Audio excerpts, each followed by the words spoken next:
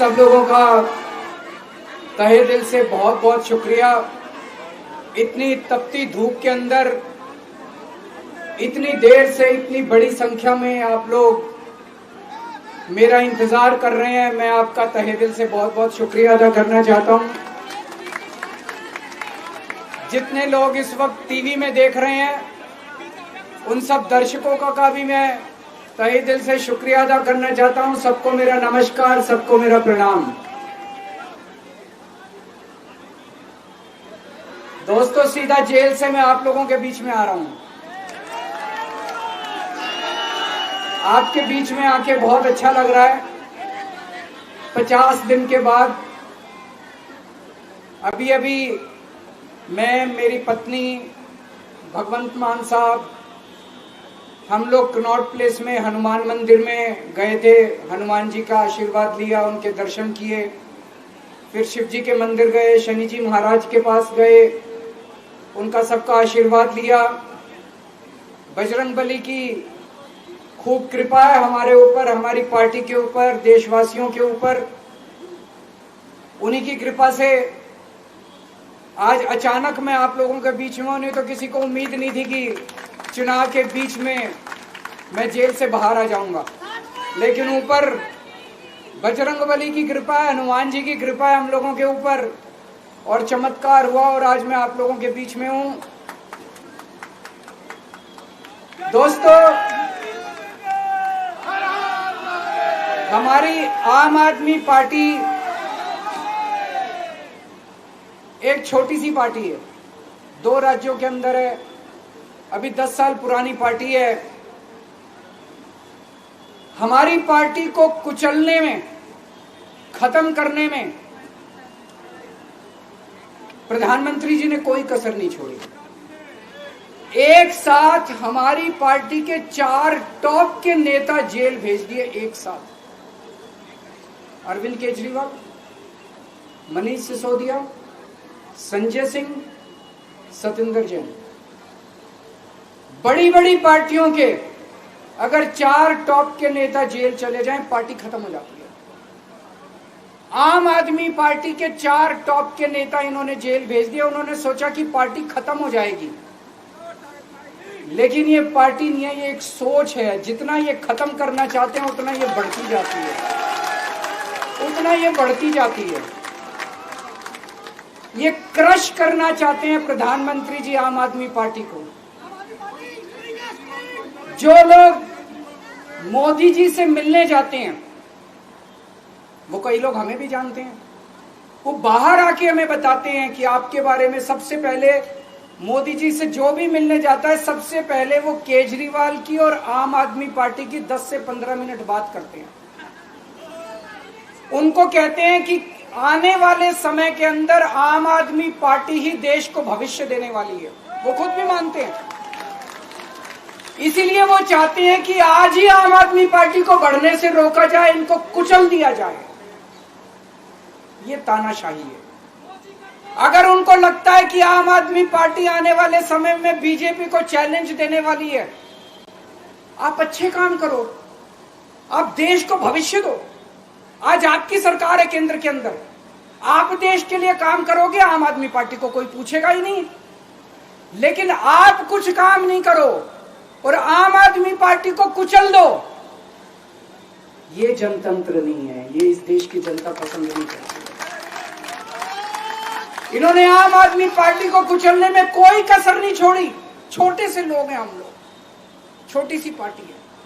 75 साल के अंदर इस कदर किसी पार्टी को और उसके नेताओं को प्रताड़ित नहीं किया गया जिस तरह से प्रधानमंत्री मोदी जी ने आम आदमी पार्टी को प्रताड़ित करने की कोशिश की है। मेरे को इन्होंने जेल भेज दिया। प्रधानमंत्री जी कह रहे हैं मैं भ्रष्टाचार से लड़ रहा हूं। देश के सबसे बड़े चोर, उचक्के और डकैतों को इन्होंने अपनी पार्टी में शामिल कर लिया।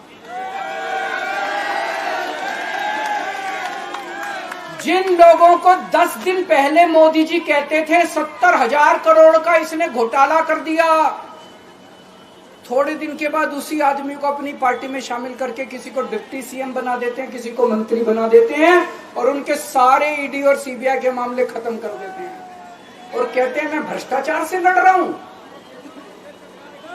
मैं मोदी जी को कहना चाहता हूं, भ्रष्टाचार से अगर लड़ाई लड़नी है तो केजरीवाल से सीखो। प्रधानमंत्री जी, भ्रष्टाचार के खिलाफ लड़ाई केजरीवाल ने लड़ी है। 2015 में जब दिल्ली में हमारी सरकार बनी थी, हमारे एक मंत्री का एक ऑडियो मेरे पास किसी ने व्हाट्सएप कर दिया। उस ऑडियो में मेरा मंत्री किसी दुकान वाले से 5 लाख रुपए मांग रहा था। किसी मीडिया वाले को नहीं पता था, विपक्ष को नहीं पता था। आप लोगों को याद होगा, मैंने अपने खुद मंत्री को सीबीआई के हवाले कर दिया, जेल भेज दिया था अपने मंत्री को। ये होती है भ्रष्टाचार के खिलाफ लड़ाई। पंजाब के अंदर मेरा एक मंत्री भ्रष्टाचार में, मेरे को पता चला कि वो पैसे मांग रहा है। वहां पे मान साहब ने उसको, किसी को भी, विपक्ष को नहीं पता था, मीडिया को नहीं पता था, हमने अपने मंत्री को उठा के जेल में भेज दिया। तुम देश के सारे चोर उचक्के डकैतों को अपनी पार्टी में शामिल कर लो और केजरीवाल को जेल भेज दो और कहो मैं भ्रष्टाचार के खिलाफ लड़ रहा हूं। तो आप भ्रष्टाचार के खिलाफ नहीं लड़ रहे प्रधानमंत्री जी। आप देशवासियों को बेवकूफ मत समझो। देश बच्चे बच्चे की जुबान के ऊपर हो रहा है कि सारे चोर चक्कों को अपनी पार्टी में शामिल करके और ईडी और सीबीआई के सारे केस उनके रफा दफा कर दे। केजरीवाल को क्यों गिरफ्तार किया? केजरीवाल को गिरफ्तार करके उन्होंने एक मैसेज दिया है सारे देश को कि अगर मैं केजरीवाल को गिरफ्तार कर सकता हूं तो किसी को भी गिरफ्तार कर सकता हूं। कोई केस नहीं होगा, कोई मामला नहीं होगा, तब भी मैं तुमको गिरफ्तार कर सकता हूं। एक बेहद खतरनाक मिशन चालू किया हुआ है प्रधानमंत्री जी ने, बहुत ही खतरनाक। देशवासियों को यह समझने की, अब जब मैं बोलने जा रहा हूं, समझने की जरूरत है। उस मिशन का नाम है वन नेशन वन लीडर। देश के सारे नेताओं को खत्म करना चाहते हैं मोदी जी और इसको 2 स्तर के ऊपर इस मिशन को चला रहे हैं। जितने विपक्ष के नेता हैं उनको जेल भेजेंगे और जितने बीजेपी के नेता हैं उनको सबको निपटा देंगे, उनकी राजनीति खत्म करते जाएंगे, उनको सबको निपटाते जाएंगे। विपक्ष के अंदर आज इन्होंने मनीष सिसोदिया को जेल भेज दिया, संजय सिंह को जेल भेज दिया, सत्येंद्र जैन को जेल भेज दिया, केजरीवाल को जेल भेज दिया, हेमंत सोरेन को जेल भेज दिया, ममता दीदी के कई मंत्रियों को जेल भेज दिया, स्टालिन के कई मंत्रियों को जेल भेज दिया, केरला के सीएम के पीछे पड़े हैं। अगर ये चुनाव जीत गए, मेरे से लिखवा लो एफिडेविट के ऊपर, थोड़े दिन के बाद ममता दीदी जेल में होंगी, तेजस्वी यादव जेल में होगा, स्टालिन साहब जेल के अंदर होंगे, पिनरई विजयन जेल के अंदर होंगे, उद्धव ठाकरे जेल के अंदर होंगे, जितने विपक्ष के नेता ये सारे जेल के अंदर होंगे। अगर ये चुनाव जीत गए, इन्होंने बीजेपी का एक नेता नहीं छोड़ा। आडवाणी जी की राजनीति खत्म कर दी इन्होंने, मुरली मनोहर जोशी की राजनीति खत्म कर दी, सुमित्रा महाजन की, शिवराज सिंह चौहान जिसने मध्य प्रदेश का चुनाव जीत के दिया इन लोगों ने, शिवराज सिंह चौहान ने उसको मुख्यमंत्री नहीं बनाया, उसकी राजनीति खत्म कर दी। वसुंधरा राजे की राजनीति खत्म कर दी इन्होंने, खट्टर साहब की राजनीति खत्म कर दी, डॉक्टर रमन सिंह की राजनीति खत्म कर दी। अब अगला किसका नंबर है? योगी आदित्यनाथ। अगर ये चुनाव जीत गए, मेरे से लिखवा लो, 2 महीने के अंदर उत्तर प्रदेश का मुख्यमंत्री बदल देंगे। योगी आदित्यनाथ की राजनीति खत्म करेंगे, उनको भी निपटा देंगे। यही तानाशाही है दोस्तों। वन नेशन वन लीडर ये चाहते हैं, एक ही तानाशाह इस देश के अंदर बचेगा, एक ही तानाशाह इस देश के अंदर बचेगा। हमारा देश बहुत महान है, 4000 5000 साल पुराना हमारा देश है। इसके पहले पिछले 4000 साल में कई मौके आए जब इस देश के ऊपर तानाशाहों ने कब्जा करने की कोशिश की, लेकिन हमारे देश के लोगों ने उन तानाशाहों का तख्ता उखाड़ के फेंक दिया। जब जब हमारे देश में ऐसा मौका आया कि तानाशाह ने हमारे देश के ऊपर कब्जा करने की कोशिश की, इस देश की जनता ने उसका तख्ता उखाड़ के फेंक दिया। आज एक तानाशाह इस देश से जनतंत्र खत्म करना चाहता है। आज एक तानाशाह इस देश से लोकशाही खत्म करना चाहता है। मैं पूरे तन मन धन से लड़ रहा हूं, संघर्ष कर रहा हूं उस तानाशाह के खिलाफ। 140 करोड़ लोगों का साथ चाहता हूं मैं। मेरे अकेले के करने से नहीं होगा। 140 आज मैं आप लोगों से भीख मांगने के लिए आया हूं। 140 करोड़ लोगों से, 140 करोड़ लोगों से भीख मांगने के लिए आया हूं। मेरे देश को बचा लो, मेरे भारतवर्ष को बचा लो, मेरा भारत बहुत महान है। इस तानाशाही से बचा लो मेरे दोस्त, मेरे देश को।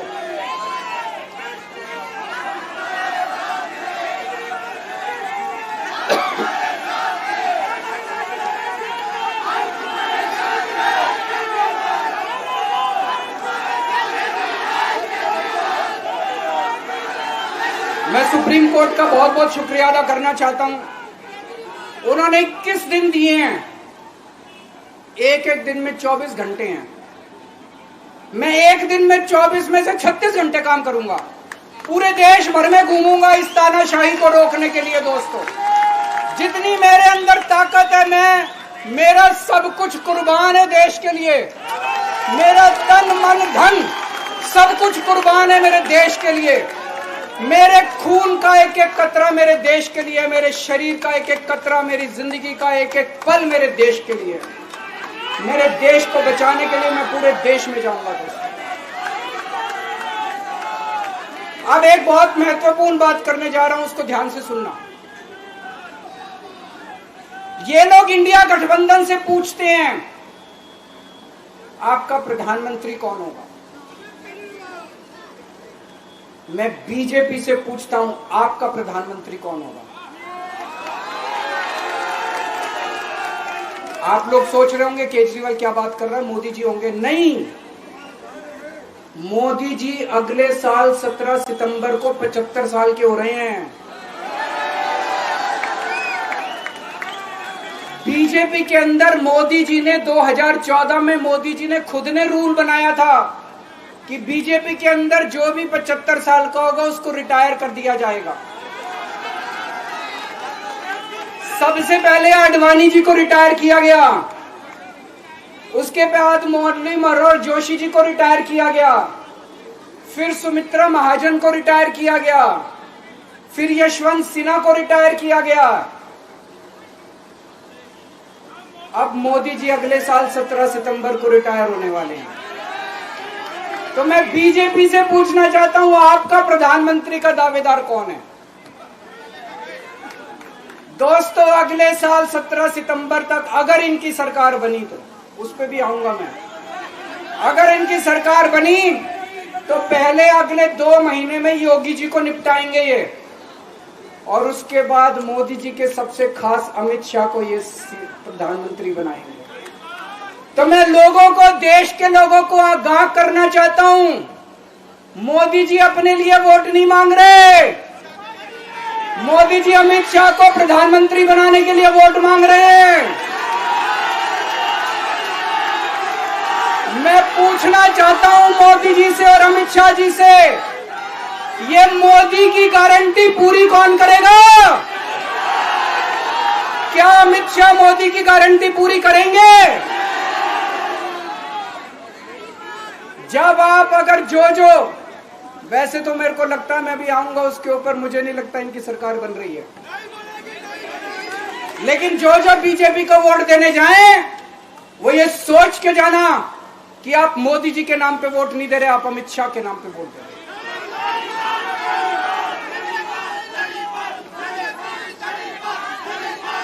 अब एक खुशखबरी है आप लोगों के लिए, अब एक खुशखबरी है। सबको बता देना जो मैंने बातें कही है बड़ी सोच समझ के कही है। वहां बैठ के यही सोच रहा था 50 दिन से।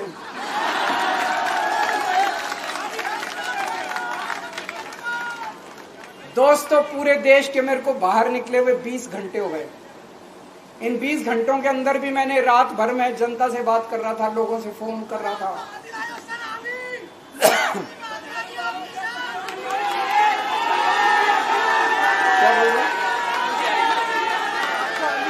रात को आंधी आई थी।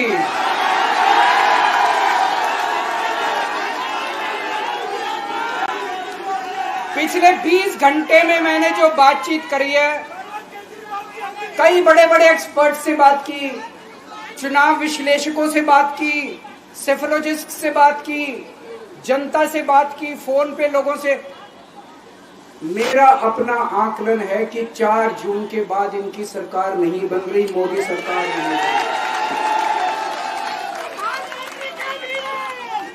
दोस्तों, अगर मैं गलत हूं तो मेरे को बताना। हरियाणा में इनकी सीट कम हो रही है, राजस्थान में कम हो रही है, कर्नाटक में कम हो रही है, दिल्ली में कम हो रही है, बिहार में कम हो रही है, महाराष्ट्र में कम हो रही है, कर्नाटक में कम हो रही है, बंगाल में कम हो रही है, झारखंड में कम हो रही है। बढ़ कहां रही है? यूपी में कम हो रही है, बढ़ कहां रही है? बड़े एक भी जगह इनकी सीटें नहीं बढ़ रही हैं। मेरा अपना मानना है, और सट्टा बाजार में भी वो जो चल रहा है, इनकी 220 से 230 के बीच में सीट आ रही है, उससे ज्यादा सीट नहीं आ रही। मोदी सरकार नहीं बन रही है, केंद्र में इंडिया गठबंधन की सरकार बन रही है। आम आदमी पार्टी उस सरकार का हिस्सा होगी। दिल्ली को पूर्ण राज्य दिलाएंगे। दिल्ली का एलजी लोगों का एलजी होगा, दिल्ली का एलजी दिल्ली वालों का एलजी होगा। गुजरात से आया हुआ अभी, दिल्ली के लोगों का एलजी होगा, दिल्ली के लोगों का विकास होगा। एक और पॉइंट है, जब मैं जेल के अंदर था तो कुछ लोगों ने यह मुद्दा उठाया, केजरीवाल सीएम पद से इस्तीफा क्यों नहीं देता। दोस्तों, केजरीवाल को कभी किसी पद का लालच नहीं हुआ। मैं अब मंत्री, मुख्यमंत्री, प्रधानमंत्री ये सब बनने नहीं आया। इनकम टैक्स में कमिश्नर की नौकरी करता था। कमिश्नर की नौकरी छोड़ के दिल्ली की झुग्गियों के अंदर 1 नहीं, 2 नहीं, 3 नहीं, 10 साल तक मैंने दिल्ली की झुग्गियों के अंदर काम किया है, सुंदर नगरी और नंद नगरी की झुग्गियों के अंदर। इनकम टैक्स कमिश्नर की नौकरी छोड़ के जब मेरे को दिल्ली की जनता ने पहली बार सीएम बनाया, असूलों के ऊपर 49 दिन के अंदर सीएम पद से इस्तीफा दे दिया था। एक चपरासी की नौकरी कोई नहीं छोड़ता। सीएम बनने के लिए लोग अपना दायां हाथ कटाने के लिए तैयार होते हैं। मैंने खुद से अपने आप सीएम की कुर्सी को लात मार दी थी 49 दिन के अंदर। मेरे लिए सीएम पद इंपॉर्टेंट नहीं है। आज मैंने सीएम पद से इस्तीफा क्यों नहीं दिया जेल जाने के बाद? दोस्तों, पिछले 75 साल में भारतवर्ष में इतने राज्यों के चुनाव हुए, इतने राज्यों के चुनाव हुए, दिल्ली के अंदर सबसे ऐतिहासिक बहुमत से आम आदमी पार्टी जीती। 55-56% वोट, एक बार 67 सीट, एक बार 62 सीट। इतने भारी बहुमत से आज तक कोई राज्य की सरकार 75 साल में नहीं जीती। इतने भारी बहुमत से जीतने के बावजूद झूठा केस, अब उनको पता है वो हमें हरा नहीं सकते दिल्ली के अंदर। उन्हें पता है अगले 20 साल तक दिल्ली में आम आदमी पार्टी को कोई नहीं हरा सकता। तो उन्होंने एक षड्यंत्र रचा, राजनीतिक षड्यंत्र रचा। केजरीवाल को झूठे केस में जेल भेज दो, केजरीवाल को इस्तीफा देना पड़ेगा, केजरीवाल की सरकार गिर जाएगी। उन्होंने ये षड्यंत्र रचा। मैंने कहा मैं भी इस्तीफा नहीं दूंगा। तुम अगर जनतंत्र को जेल में कैद करोगे तो जनतंत्र जेल से चला के दिखाएंगे। दोस्तों, सरकार भी जेल से चला के दिखाएंगे। कतई इस्तीफा, तुम्हारे ट्रैप में फंसने वाले नहीं हम। ये अगर हेमंत सोरेन साहब को भी इस्तीफा नहीं देना चाहिए था, जेल से सरकार चलानी चाहिए। अगर हमने इस्तीफा दे दिया, ये तो बड़ा अच्छा इनके लिए। जिस राज्य के अंदर ये चुनाव हारेंगे उसके मुख्यमंत्री को पकड़ के जेल में डाल दो, सरकार गिरा दो। उसके मुख्यमंत्री को पकड़ के जेल में डाल दो, सरकार। आज मैं अगर दिल्ली की जेल के अंदर रह के दिल्ली की जेल से इस्तीफा नहीं दे रहा, वो इस तानाशाही के खिलाफ संघर्ष कर रहा हूं, इसको समझ लेना। केजरीवाल को किसी पद का लालच नहीं है। सीएम तो 100 सीएम की कुर्सी देश के नाम कुर्बान हो गई। मुझे पता चला, मेरे जेल जाने से बहुत लोग भावुक हुए, खासकर मेरी माँ, बहनें, महिलाएं बहुत रोई, कईयों ने बहुत मन्नतें मांगी। मैं सबका बहुत बहुत शुक्रिया अदा करना चाहता हूं, जिन लोगों ने अपनी दुआएं, करोड़ों करोड़ों लोगों ने अपनी दुआएं भेजी हैं। पूरी दुनिया भर से करोड़ों लोगों ने दुआएं भेजी। उन्हीं के आशीर्वाद का कमाल है कि आज मैं आप लोगों के बीच में हूं। आप लोग सब लोग सुखी रहें, देश खूब तरक्की करे, फले फूले, आप सब लोग खूब खुश रहें, ऐसी मेरी प्रभु से इच्छा है। भारत माता की।